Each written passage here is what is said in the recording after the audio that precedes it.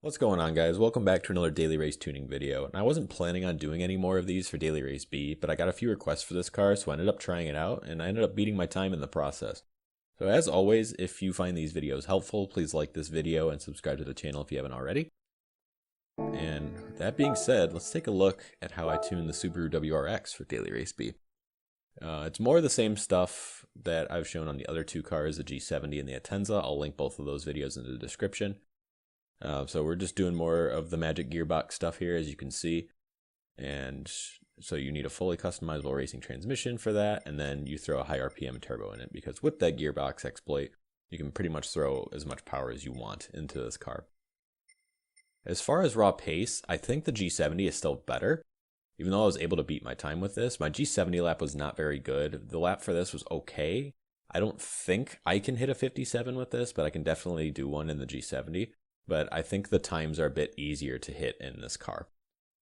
So for the tune, I'm not going to go into super high detail. It's a lot of the similar stuff that I covered on the other two cars.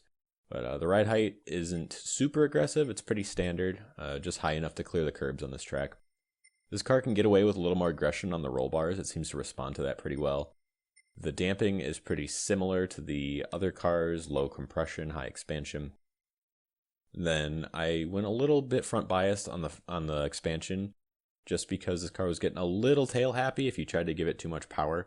So I just wanted to be able to apply good amount of power on exits without getting too loose. And for natural frequencies, I liked a bit more of an initial pitch into the corner, so I softened the front up a bit just to give the car a little more movement on the compression of the suspension.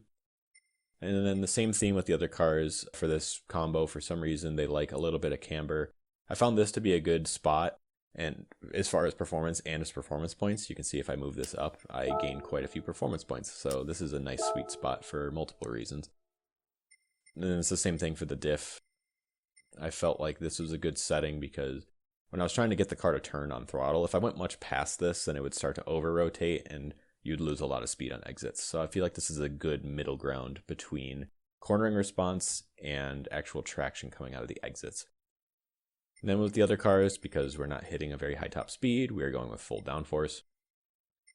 And then for the brakes, I found the car needing a little bit of help turning in off throttle, not that much, so you could dial this forward if you want to, as always, but I just prefer it to the back a little bit. And then our magic gearbox. Yep, this is a recurring theme here. It's how most cars are competitive on this race, so if you want to get below 2 minutes, you basically have to do this. Also, I know some users are having trouble getting ratios like this. What you have to do is you have to actually work backwards with these gears, because if you try to go first through sixth, the first gear won't be able to overlap second gear. There's only so far you can go. The game won't let you overlap gears. So you have to set the other gears out of the way first before you can set the gears behind it to where they need to be. So if you're having trouble hitting these numbers, try working backwards with the gears and you should be able to get these numbers.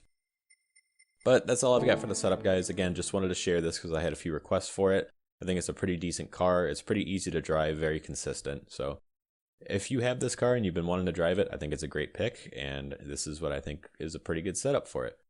So again, if you found this video helpful, leave a like, subscribe to the channel if you haven't already, and I'll catch you in the next one. Thanks.